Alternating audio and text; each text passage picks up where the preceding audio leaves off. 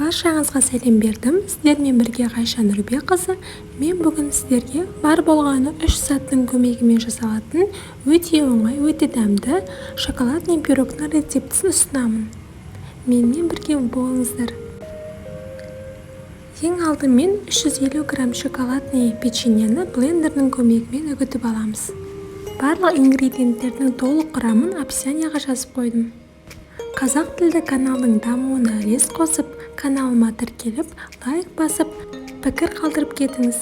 Алдағы уақытта мен сіздерге өте оңай, өте жылдам, әрі өте дәмді болып жасалатын көптеген тағамдардың рецептісін ұсынатын боламын.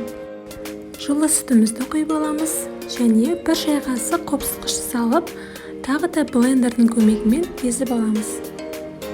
Менің формамның диаметрі 22 см. Сіздер өздеріңіз қалаған кез келген формада 180 градуста 30-35 минут пісіріп аламыз. Пирогымыздың піскенін осындай шпажканың көмегімен анықтауға болады. Шпажканы пирогқа кіргізіп шығарғаннан кейін шпажкамыз құрғақ болу керек. Шоколадный пирогымыздың бетін өзіңіз қалағандай етіп әлесеңіз болады. Мен шоколадный глазурмен әлеймін. Қайнаған ыстық суға ыдысымыздың ішіне шоколадымызды, бір қасық сүтімізді және бір қасық майымызды салып, ерігенше араластырамыз.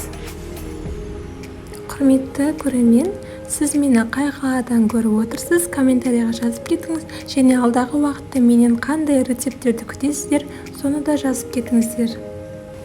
Сіздердің пікірлеріңіз мен үшін өте маңызды. Шоколадный тортымыз өте дәмді болып шықты. Міндетті түрде жасап көріңіздер. Егер де менің видеом сіздерге ұнаған болса, лайк басып, комментарий жазып, құрбыларыңызбен бөлісіп кетіңіздер. Сіздермен бірге болған Ғайша Нұрбекқызы, астарыңыз дәмді болсын.